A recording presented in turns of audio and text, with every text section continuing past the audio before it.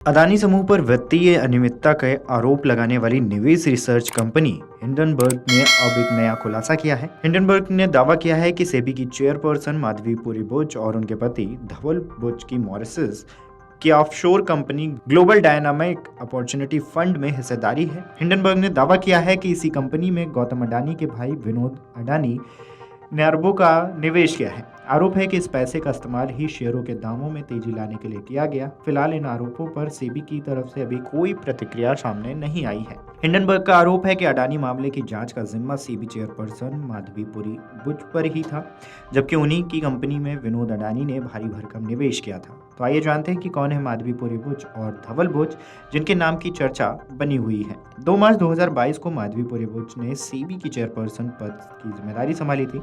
इससे पहले वह सेबी की पूर्णकालीन सदस्य रही थी और बाजार नियमन, निवेश प्रबंधन और आईटी संबंधी विभागों का कामकाज देखती थी। माधवीपुरी बुच ने संघाई के न्यू डेवलपमेंट बैंक में बतौर सलाहकार और private equity firm greater Pacific capital में बतौर सिंगापुर हेड भी काम कर चुकी हैं।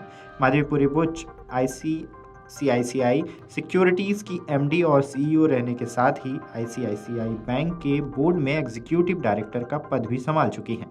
बुच ने आईआईएम अहमदाबाद से एमबीए और नई दिल्ली के सेंट स्टीफन कॉलेज से मैथमेटिक्स की डिग्री हासिल की है।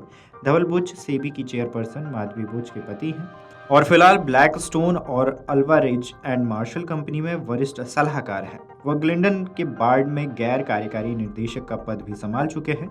धवल बुच ने आईटीआई दिल्ली से मैकेनिकल इंजीनियरिंग में बीटेक की डिग्री हासिल की है। धवल बुच यूनिलीवर में एग्जीक्यूटिव डायरेक्टर और कंपनी के मुख्य अधिग्रहण अधिकारी की जिम्मेदारी भी संभाल चुके हैं। बुच को अधिग्रहण और सप्लाई चेन के क्षेत्र में गहरी रुचि है। बता दें कि हिंडनबर्ग के खुलासे में माधवीपुरी के साथ साथ धवल बुच का भी नाम शामिल है।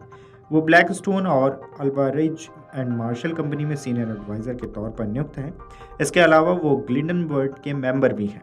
आईआईटी से मैकेनिकल इंजीनियरिंग करने के बाद वो यूनिलीवर में एग्जीक्यूटिव डायरेक्टर रह चुके हैं। इतना ही नहीं, आईआईएम अहमदाबाद के 59वें कॉन्वोकेशन में शामिल हुई माधवी ने छात्रों से बातचीत करते हुए खुद को एक डिफिकल्ट बॉस बताया। उन्होंने कहा है कि वो एक इम्पॉसिबल सबऑर्डिनेट हैं। माधवी ने कहा कि मैं तब तक हार नहीं मानती जब तक कि प्रॉब्लम के अंतिम समाधान नहीं पहुंच जाती। मेरे साथ काम करने वाले अक्सर कहते हैं कि मेरे साथ प्रॉब्लम सॉल्विंग प्याज छीलने जैसा है। उन्होंने कहा है कि उनकी तकनीकी से कई बार लोग परेशान हो जाते हैं, लेकिन प्याज की परत दर परत छिलते ही एहसास होता है कि अब कोई समस्या बची ही नहीं है। Video desk Amar Ujala dot com. अगर आप ये वीडियो YouTube पर देख रहे हैं तो हमारे चैनल को सब्सक्राइब करें और बेल आइकन को दबाना ना भूलें। अगर आप Facebook पर ये वीडियो देख रहे हैं तो हमारे पेज को लाइक करें।